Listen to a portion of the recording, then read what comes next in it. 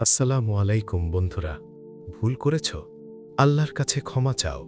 মানুষ ভুল করবেই, কিন্তু আল্লাহ ক্ষমা করতেই ভালোবাসেন। আল্লাহ বলেন, নিশ্চয়ই আল্লাহ তাওবাকারীদের ভালোবাসেন এবং পবিত্রতা অর্জনকারীদের ভালোবাসেন। সূরা আল বাকারা আয়াত ২২২।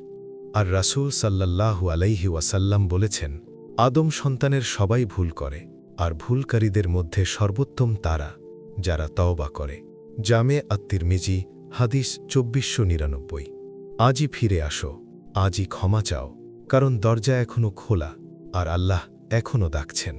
আল্লাহ, তুমি আমাদের গুনাহগুলো ক্ষমা করো, আমাদের অন্তরকে তোমার দিকে ফিরিয়ে দাও এবং আমাদেরকে সঠিক পথে স্থির রাখো।